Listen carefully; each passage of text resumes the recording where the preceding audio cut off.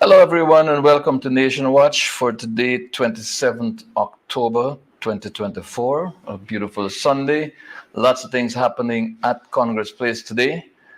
Before we get into the actual program, we have a very, very important message to share with you and to urge you to, if you have not yet gotten your ticket, come down to Congress Place between now and 2 p.m. and get your ticket. Get yourself an opportunity to win large sums of cash. Here's your message. It's the PNCR fundraising bingo on Sunday, the 27th of October at Congress Place of Fire from 2 p.m. Over $5 million to be won. There will be 20 straight games at $100,000 per game. 3 letter games at $200,000 per game. 3 coverall games at $1 million per game. Tickets are $6,000. One ticket gets you 6 playing cards. Remember, it's the PNCR Big Fundraising Bingo on Sunday, the 27th of October at Congress Place of Fire from 2 p.m.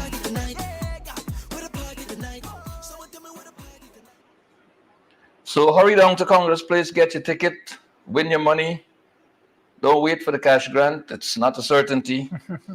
But what is certain, ladies and gentlemen, from wherever you're joining us, you're most certainly welcome to Nation Watch today. And what is also very certain is that there's a blackout at Congress Place Sophia. The bingo, the activity in this program, have all been announced a long time ago. And they're there out there in the public domain. And they Guyana Power and Light, another creature of the political dictators of this country, have decided that Congress Place is not entitled to have power today.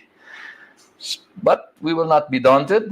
We have electricity, and you're welcome to come down, and you're welcome to Nation Watch, as I welcome my guest, Elson Lowe, economist and advisor to the leader of the opposition. Elson, welcome to Nation Watch. Always good to be here. Good to have a chat. Well, it's been a while since you've been here, actually. A lot is happening in Guyana, Elson. You hearing? I remember in the 1980s we had terms like redeployment, and we had terms like what? I don't remember them all, but they were terms that were there coming at you. Redeployment is the one that stuck in my head. Now we're hearing about financial crimes, and we're hearing about money laundering, and we're hearing about corruption, as we've been hearing since the commencement of the life of this government in office, 2nd August 2020. Corruption has been the number one word, now joined by more terms that define corruption. Help us, Elson, to understand what is meant by the term money laundering. Yeah, absolutely, Murph. It's a hot button issue, a hot button term right now. But essentially, money laundering really is just the crime of attempting to conceal the proceeds of crime. So you have an initial crime, whether that may be, let's say, taking a bribe. That could be the initial crime, and then money laundering will now be the attempt to conceal those particular funds, and people will do that in a variety of ways. The example that really led to the term money laundering is where various gangsters would use laundromats and try to take illicit gains, money that they got from crimes, put it into the laundromat, and then mix it in with the coins and the other monies that you get in the laundromat to be able to show that this is legitimate money. So they're trying to conceal their crime and conceal those funds, and therefore afterward use the funds freely, because now they can say there's a legitimate money. And of course, in that particular instance, the reason they were caught is that the amount of money the laundromat was making did not match the amount of people that were going to the laundromat. So, all right, so it's basically a case where ill-gotten money is mixed with legitimate money, or dominates legitimate money, and so that's a burden on the economy in many cases, isn't it? well, first of all, it can mean that there's evasion of taxes. But second of all, it means that various crimes which we might be trying to remove from society, bribery being one, of course, that we have a problem with in Guyana, you're not able to stop those because the money continues to flow. if you can clamp down on people's ability to hide those gains, they have an incentive not to be involved in that kind of activity because they'll likely get caught. Tell us a little bit more, Elson, about the various categories of financial crime. Sure. Well, there are different varieties of financial crime. There's simple ones like fraud. There are also things like wire fraud, where you receive money, you receive money via a wire, which is based off of something which is false, and so on. We've seen in Guyana a couple of Ponzi schemes. Ponzi schemes being where people are told money is being invested, but it's not being invested. It's just new people come in and the money is redistributed to existing people, and they keep seeking new people in so that they can keep paying off the previously existing customers, and the person, of course, who's running it is skimming off from the top. So that's another version of it. Then, of course, you've got financial crimes like receiving bribes and other gifts that are not allowed under the law, and attempting to hide those types of bribes or gifts, which is, of course, problematic. And then, of course, you've got your good old-fashioned monies that are coming from drug smuggling and those types of activities, which will fall under the money laundering architecture as well. So there's a wide variety of financial crimes. What you don't see as much in Guyana is the financial crimes that are associated with the stock market and so on. You might see that more abroad, like insider trading and so on. But typically in Guyana, you'll see some of the drug-related, corruption-related crimes when you talk about financial crimes. But of course, those have a negative effect on the economy, because on the one hand, bribery, of course, means that you're getting poor quality works or services, or people are escaping, are using bribes to escape culpability in the law. And on the other end, having a significant, the presence of a significant drug smuggling network in your country can lead to random murders, or at least seemingly to us random murders, which we've started to see again under the PUP, where people are just killed in roadside murders, which is, of course, a troubling thing that we didn't see really under the APNU for many years. And that tends to be linked to other things like sex trafficking and extortion and kidnapping and so on. So generally, you want to avoid those things, I would think, in your society. But money laundering is what allows those things to thrive, because it allows those involved in it to hide their gains from law enforcement, and to keep things ticking along. Tell me, Elson, I'm going to put a scenario to you here. Sure. Tell me what you make of it. A public official earns $300,000 a month, but has in his bank account in excess of $60 million, allegedly untouched salaries. What do you make of that? Well, you'd have to look at a couple of things. The first being, what's the person's monthly expenses. But the second being, how long have they been working? And for you to accumulate $60 million. Untouched. Yeah. Never touched his salary. Yeah, even if your salary was never touched, but for it to accumulate to that number would be, I'll be working for a long time without touching your salary. I would say also that's a very lucky person that they don't have to touch their salary at all. I don't know that many people can say that. So it's interesting, because for a public official to be able to live in the Cooperative Republic of Guyana in this time, when more than 58% of our population is touched by poverty. And here is an official who does not have reason to touch his salary. Telling you. Something is fundamentally wrong here, Elson. Would that not ordinarily raise eyebrows, particularly in the area of financial crimes? I mean, you were trained in anti-money laundering. You have some experience working at the state asset recovery unit, and so you're familiar with some of the investigations. You're familiar with some of the evidence. You're familiar with some of the charges that were laid. how would you, had this been during your tenure at Sarah, Sure. view $63 million in untouched salaries in a bank account?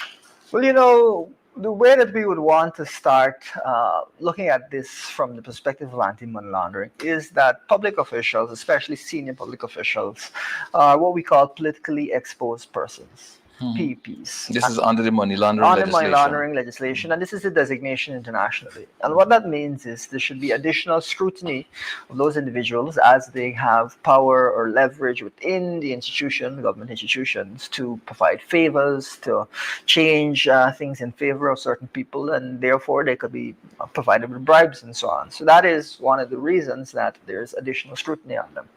And so, in that scenario, you would look at something like that and say, if this person is a politically exposed person, this might warrant additional scrutiny.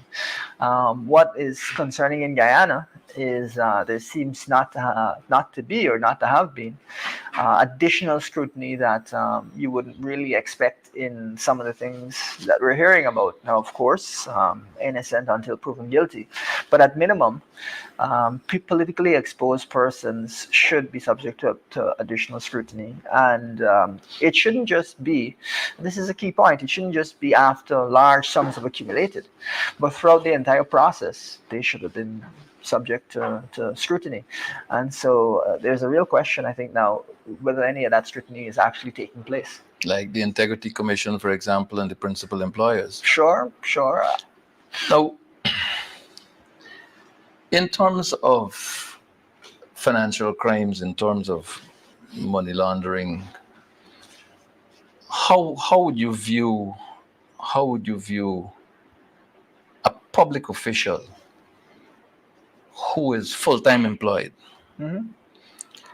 and full-time employed in law enforcement, particularly, who goes off and establishes a business entity, and then that business entity of which this person is principal starts to trade with that person's principal employer to the tune of hundreds of millions of dollars.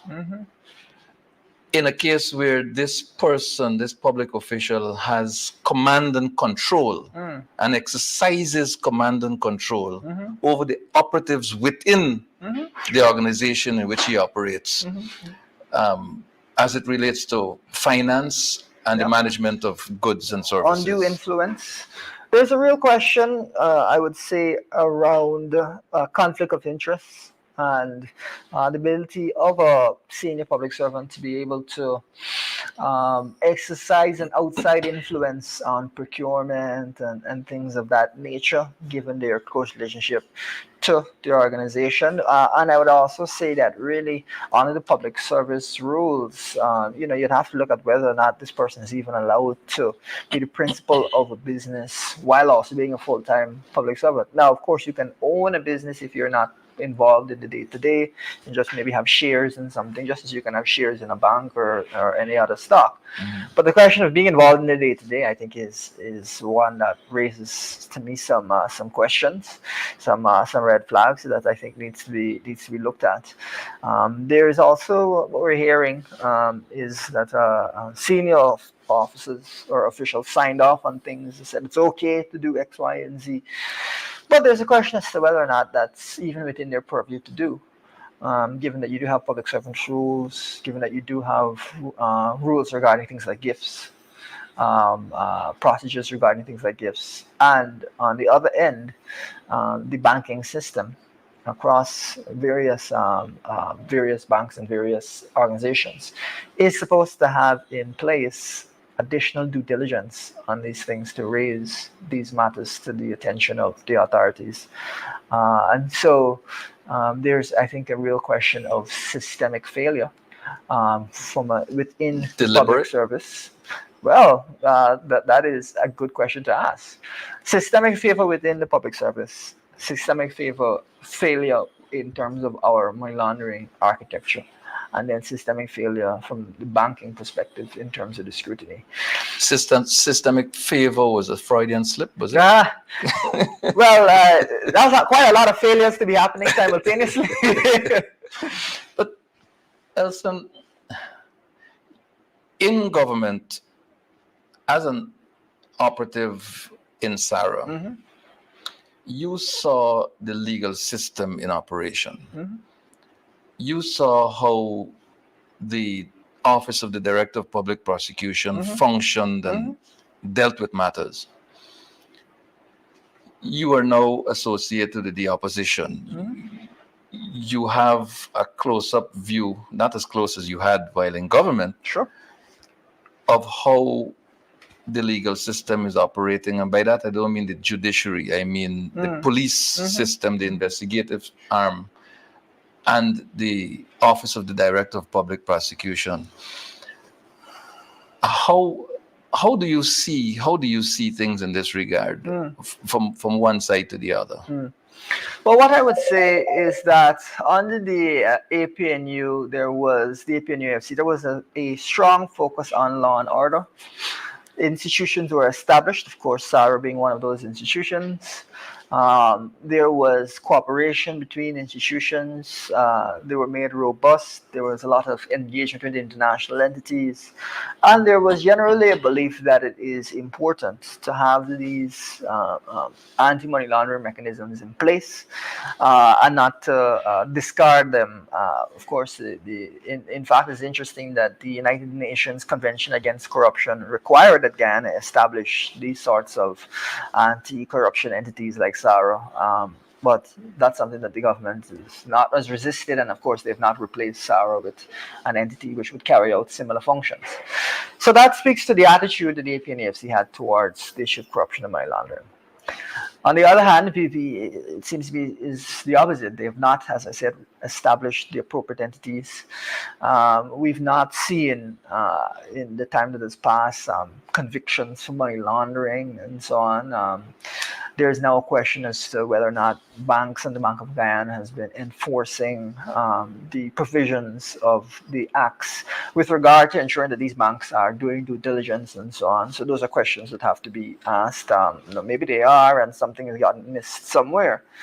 But I think an evaluation of that is very much necessary. Now, the other side of this is we as a country, viewers what we call were blacklisted at one point, and it came to our financial system. CFATF.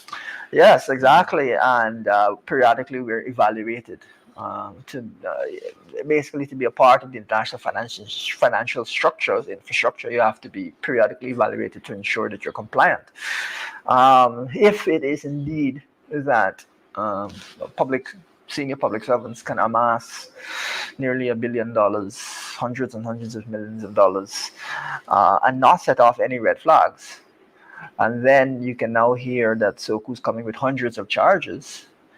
It is either one of these two things must be true. Is either the charges are trumped up charges and the transactions were legitimate, or the transactions were not legitimate. They should have set off alarms. They didn't, and now you're getting the charges.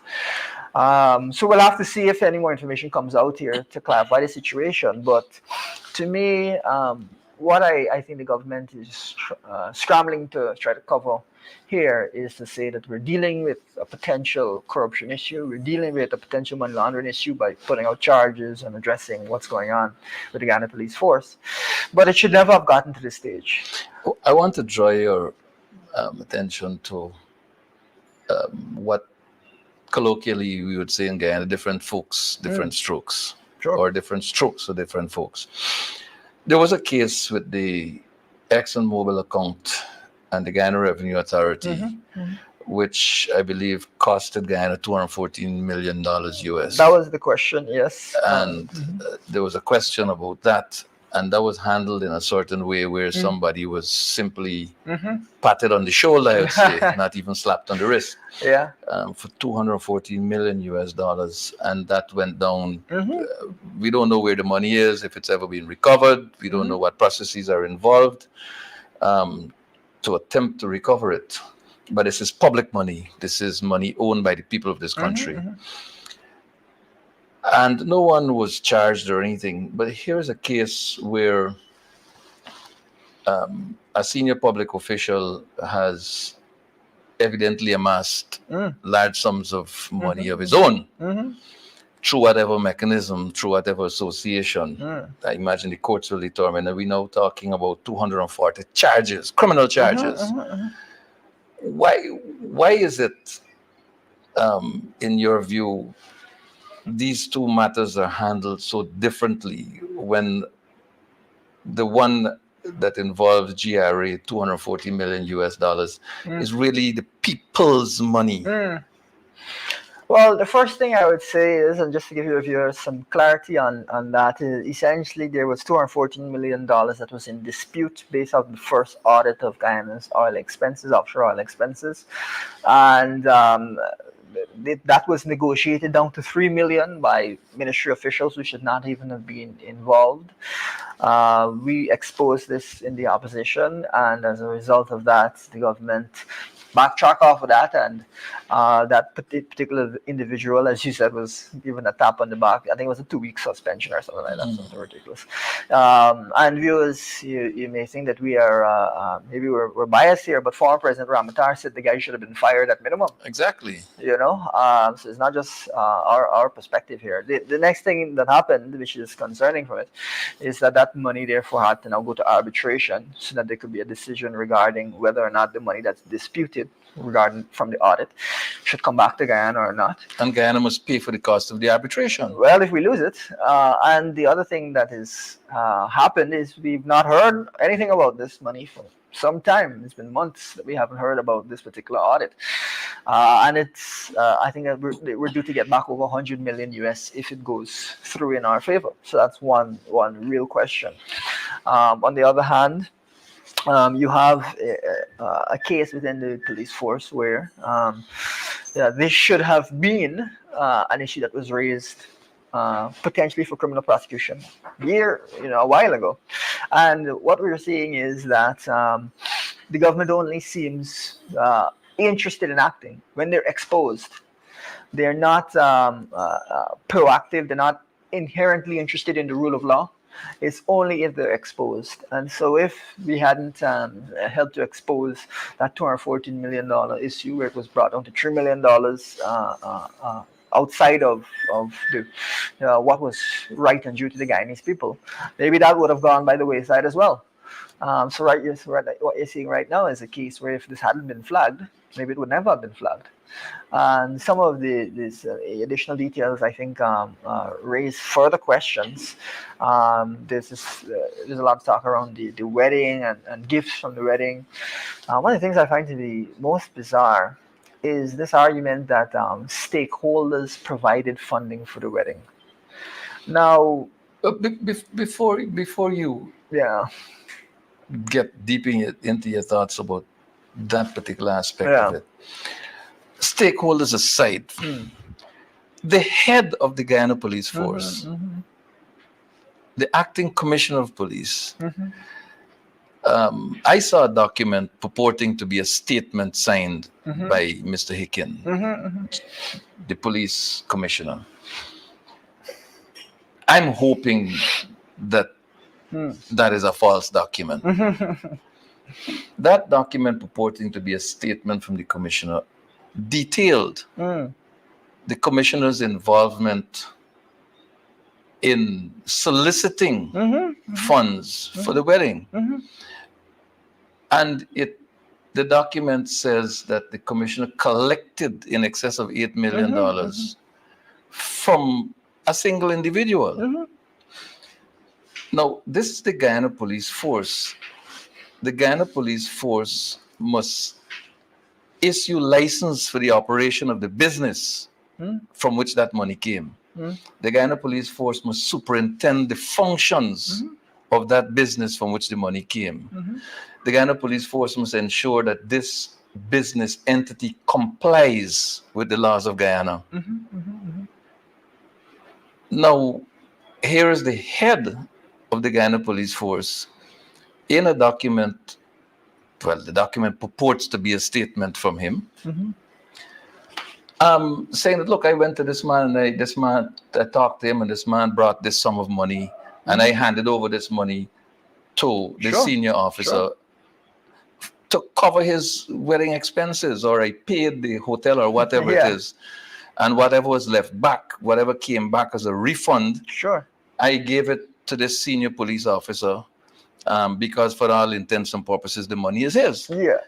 I mean, how does that work in real life? In not in dreamland, but in real life, where a police force is responsible Yeah. for the maintenance of law and order. Well, as I said, politically exposed persons are persons who can wield a certain level of influence over various elements of public life. The police force, of course, has wider responsibilities.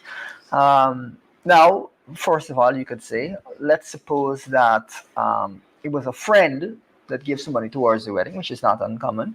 Even those types of gifts have to be reported. There's a mechanism within the public service rules, and I think a police mechanism that says that has to be reported and so on, especially if the gift is over, I think, $10,000 or something to that effect. That's one thing. But the second thing is, what I find baffling is this idea of the word stakeholders being used.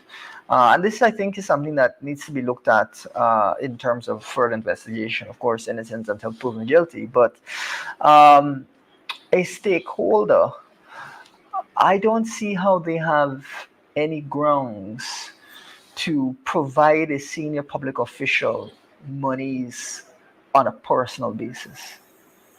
Now, you can make a donation to the state of, I don't know, a vehicle or something, which the state can accept or not accept.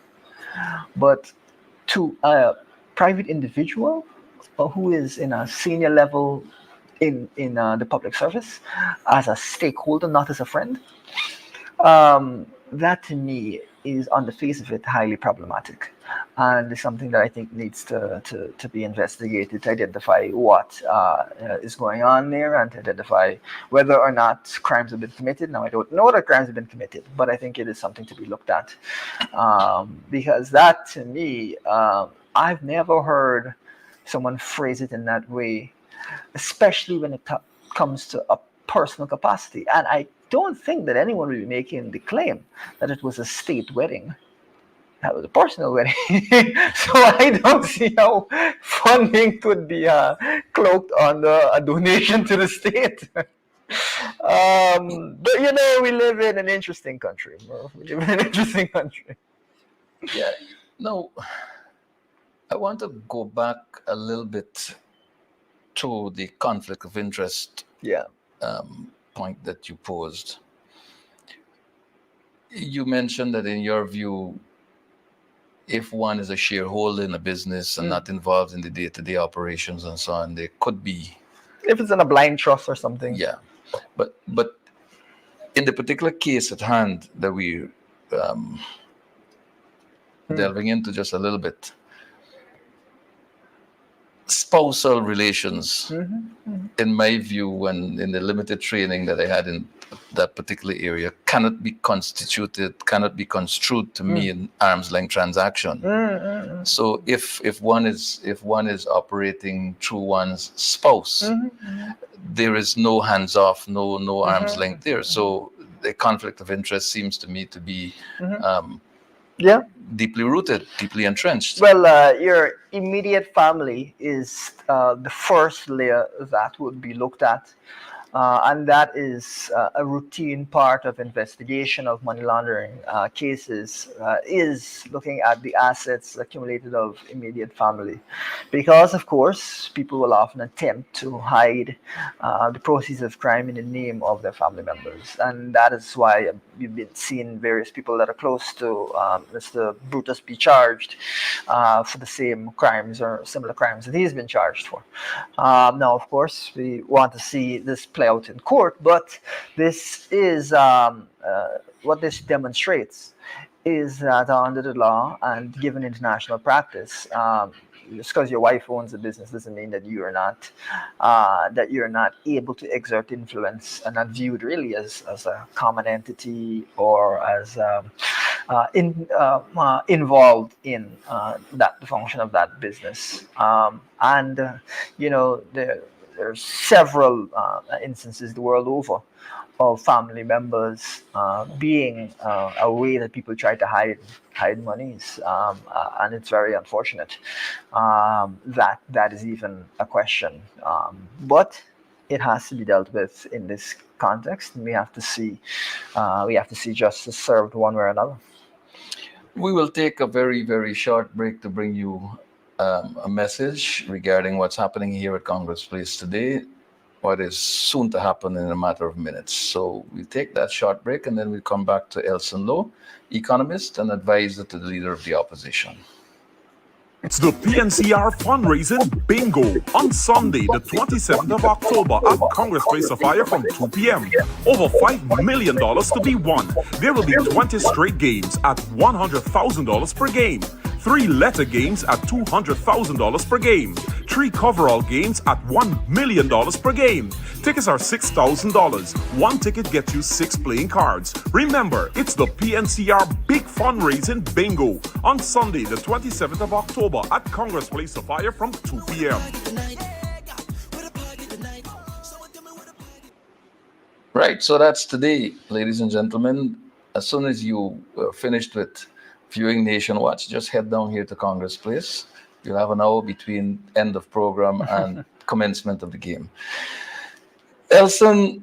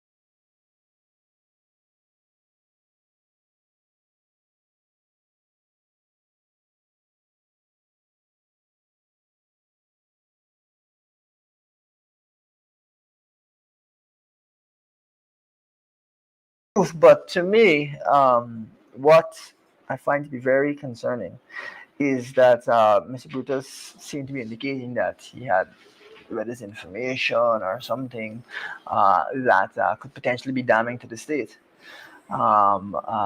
That, I think, cannot be left in the wind, but rather we need to see all the threads of this particular case pulled and all the information come out. One of the things that has been mentioned by some commentators, some people, and which is quite, I think, correct, is if Mr. Brutus is indeed found to be guilty, there are transactions that came into his account, monies paid in, and so on, that must have come from someone. So how are they? What's their relationship to the crimes that he could be found guilty of? Are they themselves guilty of other crimes? And well, Mr. Jagdeo said that the PPP will not roll over and allow Brutus, full scope to do what he intended to do. And in fact, he said Brutus doesn't really know the People's Progressive Party if he thought that going down this road was good, which all seemed very strong-handed, and I don't know. What are your views about Mr. Jagdio's utterances having to do with the actual withdrawal? Well, to me, I find it very difficult to take what he has to say seriously in terms of any commitment to justice. As we have just discussed, really one of the first people that would normally be investigated given this context is probably the commissioner himself.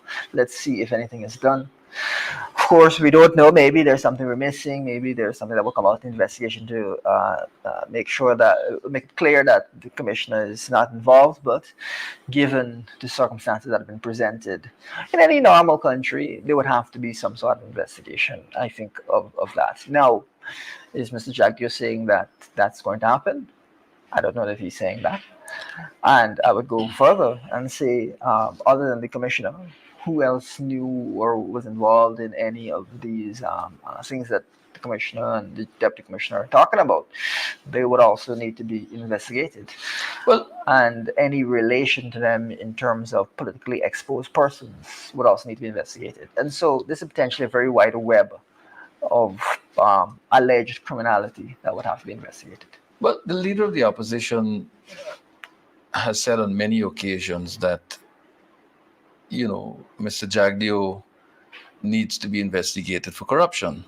Well, there's serious allegations against him as well. The leader of the opposition, has said categorically, let Mr. Jagdio bring his legitimate earnings, sure, and put them alongside his physical assets, and let's do an evaluation and see what's happening.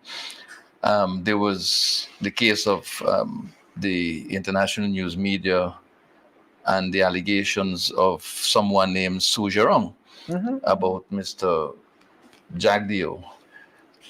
And the leader of the opposition made it clear that the Ghana police force was not in a position to conduct investigations of that nature and called for international support. Absolutely. Well, it is clear now, is it not, why the Ghana police force cannot investigate public officials? Seems to me to be a very reasonable opinion that they'd be concerned as to the integrity of the force generally.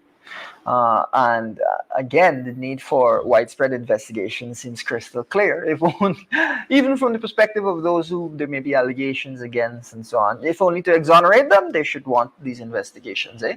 But there's definitely, I think, it's worthy of investigation and worthy of serious question to identify the truth. We must also remember, I try to remind the public from time to time of the words of Su Zherong in that Vice News documentary, because the words were very instructive. Su is my friend. He gets all the support, is what Vice President Jagdio said. We have asked the question, what law empowers Vice President Jagdio to provide quote-unquote support to his quote-unquote friends? Not too clear what law empowers him to provide that kind of support. We've also heard Su say that a larger bribe was paid regarding an oil company. That has not been investigated to our knowledge. And my favorite quote, of course, from the documentary is when it was asked by the journalist, undercover journalist, well, how do we know that this money is not going to you and not to Mr. Jagdio? How do we know that you're not just fooling us? And Sue, of course, said, don't worry about it. We'll go together and give Jagdio the money. That is a pretty serious allegation, and I have to say that one way or another, and you can correct me if you have a different interpretation of it, but Su seemed really confident in what he was saying. That's the general view of the Guyanese population. Su seemed really confident in what he was saying. So, again, investigation, if only to exonerate the parties involved, should be the minimum. I want to come back to the Guyana police force, if you don't mind. Yes. Mr. Brutus implicates Mr. Karim Baksh by alleging that Mr. Karim Baksh, this is from a news report that I saw. The news report says that Mr. Brutus alleged that he procured a property somewhere at Skunard in the West Bank for 20 million Guyana dollars, and that Fazil Karambach, I think that's his full name, contributed most of the money to buy that property. He further alleges, according to the news report, that Karambach gave him and his wife, both him and his wife. They didn't say, the report didn't say give the couple. Sure. It said give both him and his wife, as I recall it. I may be wrong. Substantial sums of money as wedding presents. There's a fundamental problem here in my view. How could Mr. Karambach legitimately investigate 100%. matters involving Mr. Brutus? There's a serious question around conflict of interest if these statements by Mr. Brutus are true. You also would have seen, I believe, there's pictures of Mr. Karambach at the wedding of Mr. Brutus. Let's take it in layers, and as we go along, people can dispute or have their own thoughts. But layer number one is this man was at the wedding. They have a close relationship in some way or another. They've known each other for some time. They share the same rank. Good. So that, first of all, is a question of a conflict of interest and whether Mr. Karambach should recuse himself from this particular investigation so that he can proceed in an objective way. That's level number one. Level number two is, did Mr. Karambach contribute significant financial sums for the purchase of property and so on? It's not clear to me why he would do that, but if he did, that is something that also would need to be investigated. And then layer number three is, did he contribute direct cash for this wedding? And did he do so as a friend or as a stakeholder? Because as I've indicated, those are totally different relations, and they have perhaps very different implications. So these, on each level, would have to be investigated. Now, Mr. Karambach, I believe, has disputed these allegations. He is involved in anything or contributed anything. I don't know the truth, but that's the purpose of investigations, is to identify it. But in the circumstances, you don't know the truth, nor do I. In the circumstances, shouldn't Mr. Karambach recuse himself from the role of investigator? As I had mentioned, there's layers to this, and layer number one, which is just by virtue of the closeness of the relationship, is a question of whether he should recuse himself, even before you get to the other allegations. Layers. Yeah, exactly. And on the question of whether or not he contributed substantial financial gifts to the wedding, it is clear what substantial means in this particular instance. I mean, a man with one heck of a wedding, untouched salaries of $63+ million in a bank account, untouched for a very long time. Allegations of the man amassing wealth in excess of nearly $800 million. Nearly $1 billion. And allegations or reports that $100 million was there lying around in some office in some plastic bag. I mean, we understand what substantial means in the circumstances, don't we? Yeah, absolutely. And just for clarity, the threshold at which money laundering legislation and so on kicks in is 10,000 US or $2 million. $2 million. So we're gone way past that threshold at this point. We are running swiftly out of time here, Elson, and I think we have discussed in reasonable measure this whole element of corruption that infects the Guyana police force. Let's go to Gail Teixeira. Gail Teixeira wrote to the leader of the opposition outlining a series of points justifying the government's position on confirming Clifton Hicken as Commissioner of Police. Serious crimes were down, management was up, the Guyana police force became some fantastic of virtue. And impeccable leadership. I mean, the police force is at its highest in terms of employee morale and all of these fancy things. I see. And then here comes these revelations that all is not well at the upper echelons of the Guyana police force, right at the level of the commission. Yeah, right at the top. Right at the level of the commissioner of police. and his immediate um, subordinates. What does this say for a government that speaks of accountability and speaks of transparency and speaks of all of these virtuous democratic principles? Gail Teixeira spoke for the president when she wrote that letter. What are your views on, forget the appointment of Hicken, but just this whole business of lifting the Guyana police force to the heavens, really? Well, you make a remark that I think is very instructive. Forget the appointment of Hicken. Yeah, forget it. Because It's in not going to any happen. real country, there would be until there is an investigation which unravels all of these different threads, there can be no question of the appointment of Mr. Hicken. That is not even getting to the fact that the leading opposition is not in agreement with that appointment. So that's the first, as we say, layer of this thing that needs to be sorted out before anything can go forward.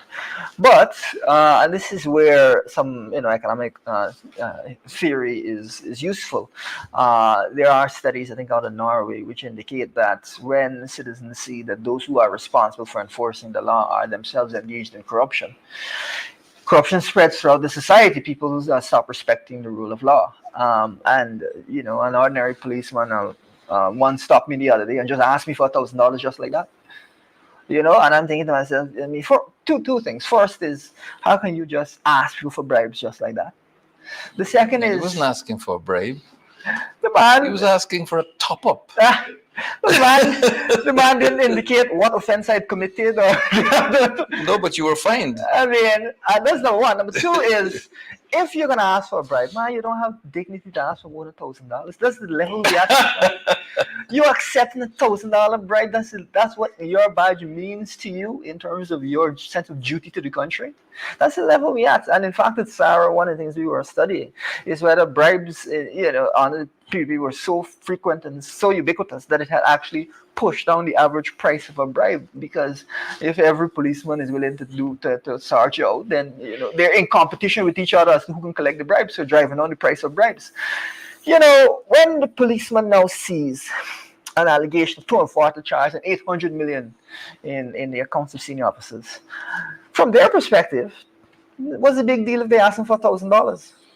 So the entire integrity of the force is called into question. The function of the force is called into question when the credibility and the integrity of senior officials goes out the window.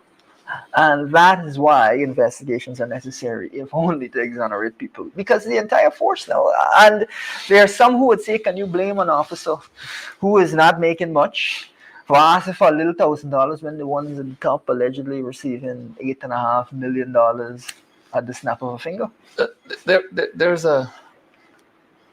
There's an inconsistency in dealing with these matters that, it boggles the mind. There is a woman. Well, first of all, let me make the point that according to my readings on this Brutus matter, the 30+ charges that were read include fraud. The would, yeah. Right? The 240 charges in total involve fraud. There's a case recently of a woman who was charged and put before the court for obtaining by fraud somewhere in the region of $11 or $13 million in auto deals. Okay, yes. She was remanded to prison. Here's a case where $800 million are involved. Here's a case where a man disregards respect for the uniform of law and order. Puts on that full uniform and walks into a court to answer charges, criminal charges. And in answer to 30 odd charges, was placed on bail, $6 million. How do we relate to that? Yeah, absolutely. It does raise a question around the even application of justice, whether that woman should have been granted bail, whether Mr. Brutus should not have been granted bail. But what I would say is, going even further than that, the UN Criminal Court has standards for how you deal with investigations based on the severity of the allegation, and for senior officials, when there are such significant allegations put before them, they're supposed to be dealt with much more seriously because of the implications for the wider society, as we have discussed. And so we need to see this case dealt with the utmost seriousness, rather than maybe not dealt with as seriously or aggressively as other cases with lower amounts and narrower social implications. And just to help Guyanese to understand, if you have a police force in which people are taking bribes with impunity, without any consequence, people can kill people and pay bribes to get off. That's the level at which this can happen, because if there's not enforcement of the law, and if people with money can just pay to have themselves bypass the law, to escape the rule of law, how long before people are killed and bribes are passed? That to me is a real risk if the integrity of the police force is not upheld, and that is why we need to see it. But there seem to be more theatrics surrounding this Guyana police force situation than there is serious legal attention. The SWAT team going in to get Brutus without any reconnaissance being done to determine whether he was home or not. A big show of force, empty show of force. Really bringing SWAT into disrepute. Bringing needed SWAT. bringing law enforcement into disrepute for theatrics. Press conferences by Jack Dio, press appearance by at least one by Brutus himself, constitutional motion filed and a big hurrah about what it's going to bring out, and then it's withdrawn.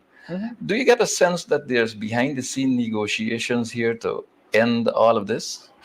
I would say that any casual observer would be worried about behind the scenes negotiations, because at the end of the day, it almost looks like people are trying to amass leverage, and then when demands are met, pull back the leverage, and that would make you think, well, do people have information on people? But I would say that from another perspective, Mervyn, again, all these allegations, but when it comes to these types of crimes,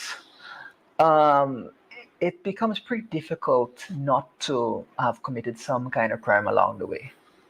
So there really needs to be investigations, especially of senior figures, to identify if crimes were committed, because the financial web, I think, is likely to have ensnared people if Brutus indeed committed crimes. I just saw an interesting comment, a very interesting comment.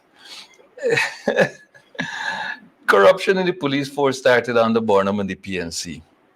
I mean, the most ridiculous things people say. I mean, which policeman was convicted of criminal behavior or conduct under the PNC? Which? And which policeman in the history of this country is known to have amassed $800 million while earning a police salary? What utter rubbish is that? Also, I mean, if we look to go back into the past, I mean, people can say, "Oh, Jagan was on the top before Burnham started on the Jagan."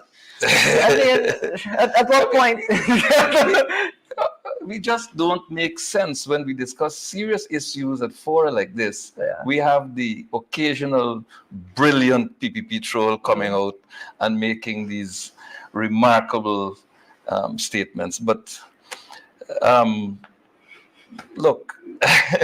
Well, the real, as I said, the concern we as Guyanese across the spectrum must look at is we cannot have a situation in which there is bribing of the most serious, most high-level law enforcement officers going on. And so these allegations need to be sorted out. We need to see justice. We need to see these cases resolved. We need to see the investigations. Because the entire fabric of our society will fall apart if this is something which is happening with impunity.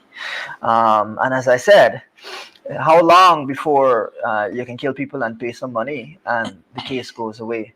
And that, of course, extends right across the political spectrum, because pretty much anyone could be in question, can be at risk in those circumstances. Or another way to put it is, you have the slightest disagreement with someone in the PvP, someone seen in PvP, and what, your life is at risk now? The police are going to turn a blind eye if something happens to you? We cannot be living in such a society, and we have to take a stand regarding these allegations. Well, it appears as though the Guyana police force, with all that is swirling around at the upper echelons of the leadership of the Guyana police force, I believe it is reasonable for citizens to conclude that there is no leadership in the Guyana police force. There is, in fact, a leadership crisis. And what is alarming, and why we don't have time to discuss at the moment, is the silence of the political head of the Guyana police force. The Minister of Home Affairs has been extremely silent. I imagine that Mr. Ben is evaluating the situation and will come out with strong measures to deal with these officers, should his investigations, which I'm sure he's doing, because he does his own investigations, Sure. I can assure you of that. And I'm hoping that his investigations will allow him to exercise general guidance to the Guyana police force with respect to how to deal with these people. I understand that he has remarked, when he was asked if he has confidence in the senior officers, that he has confidence in himself. But you know, the funny thing about financial crimes is, and this is why these investigations have to be wide-ranging, if Mr. Brutus gave Mr. Ben any money, if Mr. Ben gave Mr. Brutus any money, they'll be swept up in it. I don't know that they did or did not, but I do know that investigations need to cover all threads so that there can be justice and we have a system with a level of integrity. I am certain that if there's any minister of government in the People's Progressive Party cabinet with integrity, it is Robeson Ben. I'm certain of that. Well, we shall see. I am certain of that. I have absolutely no doubt about that. I believe Mr. Ben is an honorable man, and I believe his silence is suggestive of deep contemplation, and I'm pretty sure that in short order, he will deal with this issue. I would endorse that statement entirely. I want to thank you, Elson, for coming on this program at relatively short notice.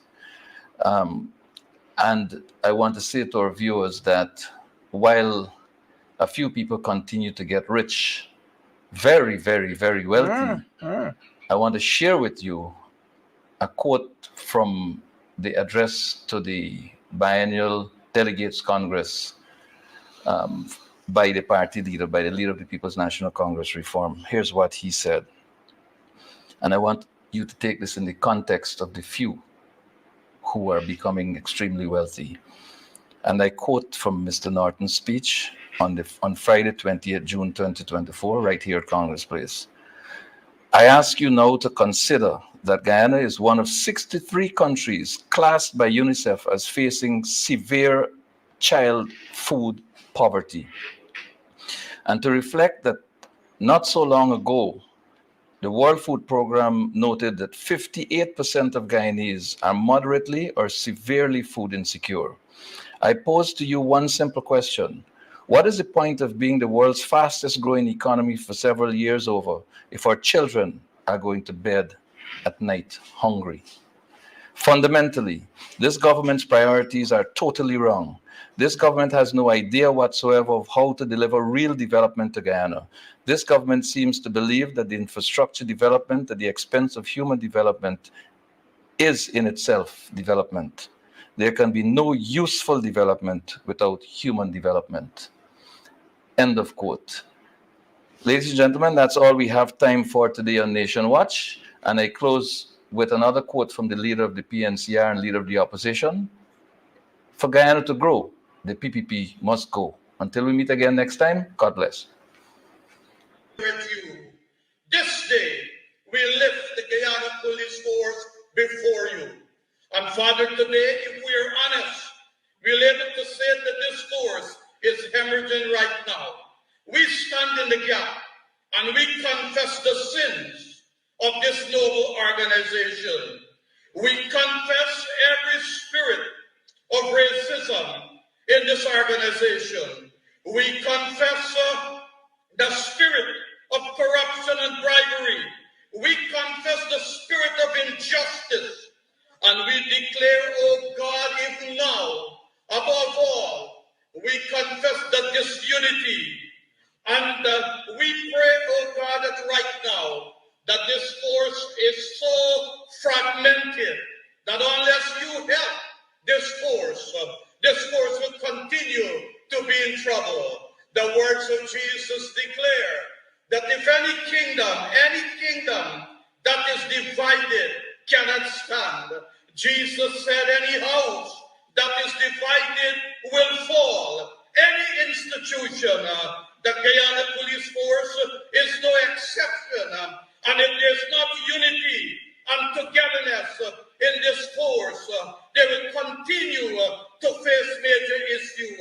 We pray for this force, even now, oh God, that this force today will understand that when they come together, like Joshua, as he was leading the children of Israel around the walls of Jericho, your word said, it was when they were together and in one